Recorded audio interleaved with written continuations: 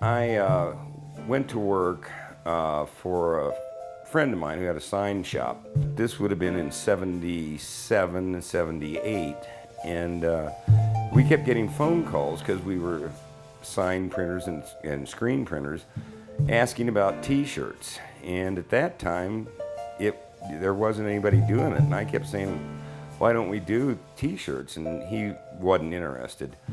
So when I decided to go my own way, that was the focus I had. I'm Marty Taylor, owner of Tayco Screen Printing in Colorado Springs, Colorado. We have 20 full-time employees now between embroidery, art, office, and of course screen print. We really have not changed our core mission, and it was always to give people a good product at a fair price on time. And we've just tried to cultivate long-term relationships and been successful doing that. We have customers that go back 25, 30 years.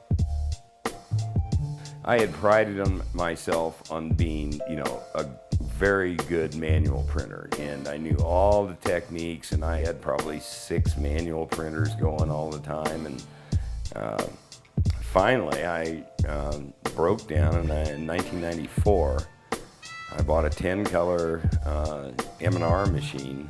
For so long, it was only M&R, and it's kind of like, do you want blue or do you want blue? And I was looking for another press, and a fellow that I highly respect, a longtime M&R tech, happened to be at Dallas-Fort Worth to set up the first S-Rock down at that show. And he called me and he said, Marty, I know you're looking for a press. He said, before you do anything, you really need to look at this S-Rock. He said, I've been doing presses for 25 years.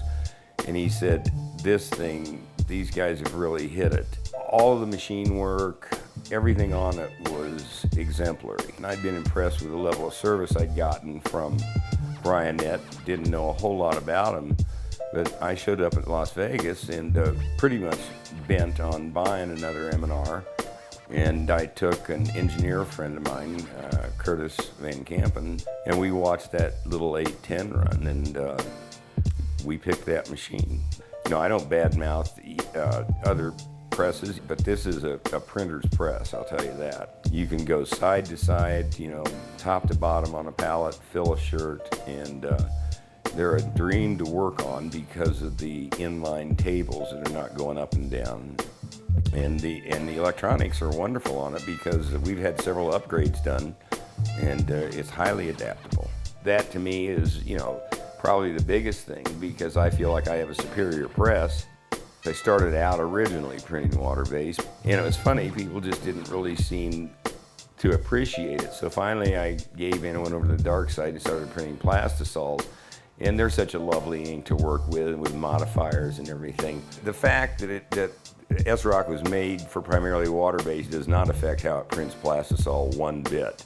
Plastisol prints beautifully on that machine, and I find the side-to-side pressure is superior on the S-Rock.